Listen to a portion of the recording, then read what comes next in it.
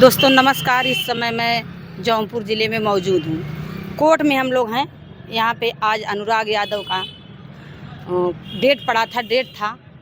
यहाँ पे आज बहस हुआ है। वो तहसीलदार साहब बैठे थे।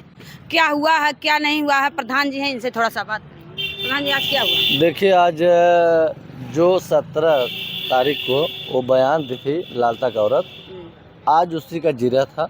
उसमें वो जिरह जो है वो ही बताई थी कि हम 30 साल से उस घर में दुल्हन बन के उतरे हैं, लेकिन उसी का आज जिरह था। और वहाँ मान लीजिए कि तहसीलदार सुने भी, और समझ लीजिए, हम एक बात बता दें आपके चैनल पे, उसके बेटे का जन्म 1989 में हुआ है। उसका बेटा 36 साल का हो गया है, जो राजेशवा है। और उसके बाद बताएं आपको कि 2-3 साल पहले शादी हुआ होगा, कम 2-3 साल 4 साल पहले। तो उसको हम बताएं कि शर्म आनी चाहिए कि हम कितना झूठ बोल रहे हैं। हमारे सामने वो मकान बना है और हमारे सामने नींव पड़ा है। अभी समझ लीजिए कि उस मकान पे काई नहीं बैठी है, सब नया ईंटा लगा है। इतनी वो झूठ बोल रही है। हम तो उसको कहेंगे, उसको एक महिला, एक नारी का भगवान ने जन्म अगर दिया है तो उसको शर्म आनी चाहिए कि एक बेटा वो भी पैदा की है, उसी से गला कटवाई। एक बेटा वो उनके अनुराग की माता जी भी पैदा की थी, लेकिन अपने बेटा से गला कटवा के जैसे आती है ना, तो ऐसे आती कहीं शादी उदी में आ रही है, इस तरीके से आती है। इतनी खुशहाल थी वो। उसको हम कहेंगे कि उसको शर्म आना चाहिए कि हम क्या कहाँ जा रहे हैं। एक सरकारी ज़मीन के लड़ने के लिए जा रहे हैं, एक बच्चा गला कटवा के हम जा रहे हैं। उसको तो कदम ही नहीं निकालना चाहिए। लेकिन ऐसा आई थी, ऐसा लग रहा था कि जैसे वो कहीं शादी उदी में नाचने उचने आई है। तो हम तो उसको कहेंगे कि जो वो कर रही है वो चीज़ें न करे। और तहसीलदार साहब 10 तारीख को तारीख दिए हैं और 10 ही तारीख को फाइनल कर दें। लेकिन आज हमें आशा कुछ लगा। आज हमारे अधिवक्ता भी थे, काफ़ी बहस हुई और काफ़ी देर तक, समझ लीजिए कि हम 10 बजे का आए हैं यहाँ पे, और ये हमारा फाइल देखा गया लगभग पौने 5 बजे देखा गया। और 15 मिनट काफ़ी बहस हुई और कोर्ट में हम बैठे, कोर्ट में ही थे। और समझ लीजिए कि जो तहसीलदार साहब लिखे उसके जिरह किए और वो साइन भी की है। और फिर बता दें आपको कि अभी साक्ष्य क्या देंगे क्या नहीं। तहसीलदार साहब का देखिए 1-2 तारीख और दिया जाता है कि इनके पास सरकारी ज़मीन में कितना साक्ष्य है।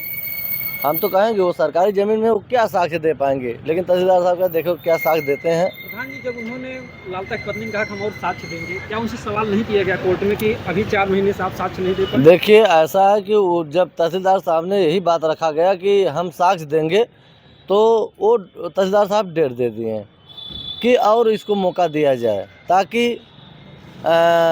एकदम संतुष्ट हो जाए और ये जान जाए कि हमारी ज़मीन नहीं है, हमारे नाम की ज़मीन नहीं है। अभी उसको यही लग रहा है कि मेरे बाप की ज़मीन है, लालतवा के नाम की ज़मीन है। उसको वो है सरकारी ज़मीन, नाप हुआ है, नोटिस चिपका गया। तो उसको खुद समझना चाहिए कि हम सरकारी ज़मीन के लिए लड़ाई लड़ रहे हैं। कई दिन लड़ोगी? उसे पता नहीं है ये सरकारी ज़मीन, अपनी ज़मीन बना रही है। उसको सब मालूम है, लेकिन जितना उसको सिखाया जा रहा है उतना वो सीख रही है। और बता दें आपको कि देखिए, राजस्व अभी छूटने वाला है, आज ही कल में छूट जाएगा। हमारे ग्राम सभा के लोग सब बहुत क्रोध में हैं, और अगर छोड़ के वो गाँव में हल गया तो महिलाएं दौड़ा लेंगी उसको, गांव में नहीं हलने देंगी। और नहीं तो देखिए, जिस दिन छूटेगा उस दिन आप लोगों के चैनल के माध्यम से हमारे ग्राम सभा में आके और एक औरतों से आप पूछिएगा तो क्या निर्णय देंगी आपके चैनल पे, दुनिया सुनेगी। प्रधान जी, एक सवाल आप कह रहे थे कि मतलब हम खुद गिरवा सकते हैं, हमारे अंडर में है ज़मीन, तो क्यों? देखिए वो कार्य जो होगा वो तो हम आपको बताएंगे ही, लेकिन अभी हम इनका तहसीलदार साहब का देख रहे हैं। हमारे लोग भी अभी कह रहे हैं कि अपनी जो फाइल तैयार किए हैं उसको जब चाहोगे तब गिरवा दोगे, लेकिन थोड़ा शासन प्रशासन को देख लीजिए। इसीलिए नहीं तो हमें कोई रोकने वाला है नहीं, न हम रुकते हैं। और न किसी की बात हम मानते हैं। हम करते हैं अपने मन का, चूँकि जो सही रहता है। तो लेकिन थोड़ा सा सीनियर लोगों का, बुजुर्ग लोगों को बात थोड़ा बहुत माननी पड़ती है।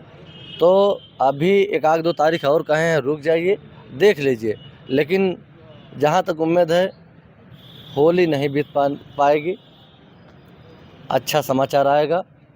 और आपके चैनल से पूरे देश प्रदेश में भी अच्छा मैसेज जाएगा, हमारे ही थ्रू जाएगा, हमारे ग्राम सभा के थ्रू जाएगा। आज प्रधान जी आपको कितना उस केस को लेके कितना एहसास हुआ, क्या हुआ कि आपको कुछ? देखिए, एहसास हुआ कि 90% तक ये विश्वास हो गया कि अब जो है मकान वो गिर जाएगा, बुलडोज़र चल जाएगा। क्योंकि जिस हिसाब से आज बहस हुई, एक बात नहीं निकल पाई उस वकील, ललतवा के वकील साहब को। और चूँकि वो देखिए वो अधिवक्ता हैं, हम यही कहेंगे कि एक साक्ष्य नहीं दे पाएंगे।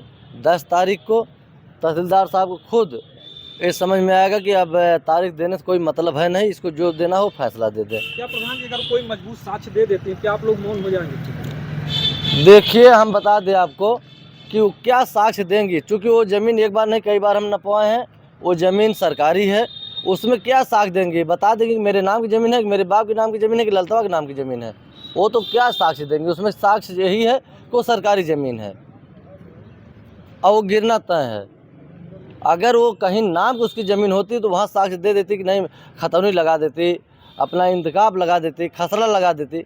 वो तो है तो सरकारी ज़मीन, उसमें साक्ष्य देने में ना ज़मीन और पाताल और आसमान दिख जाएगा। इसका मतलब उससे कुछ मिल नहीं रहा है, इसीलिए बस समय मांग रही है। देखिए, उसको कुछ नहीं मिल रहा है, कुछ नहीं मिलेगा। आपके चैनल बता रहे हैं कि चूँकि वो सरकारी ज़मीन है, वहाँ क्या मिलेगा?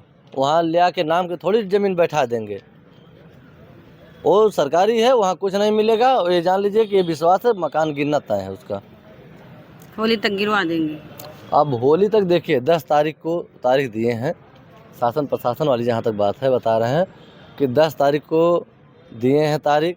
10 के हमें लग रहा है कि उनके कहने के हिसाब से 1 तारीख और देंगे, उसके बाद उनको निर्णय लेना एकदम तय है।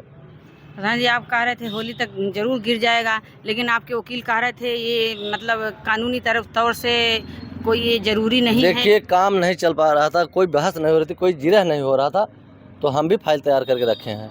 लेकिन तब से काम चालू है और जिरह हो रहा है, बहस हो रहा है। अगली तारीख को 10 तारीख को जरूर अथवा होगा, साक्ष्य क्या देते हैं।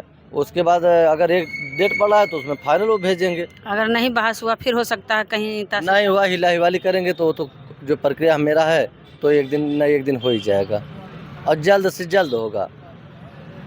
जैसे कहा जाता है ना कि नाक तक पानी होने के बाद आदमी एकदम अफनाने लगता है, भले ही मर जाए लेकिन वो पूरा तड़फड़ा के एकदम पूरा जितना पानी रहता पूरा हींट देता है।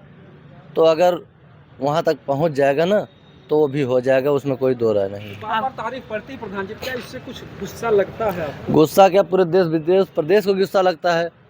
सारे लोग क्या क्या बोलते हैं, फ़ोन पे हमारे बोलते हैं और आपके कमेंट में बोलते हैं, वो आप खुद पढ़ के देख लीजिए।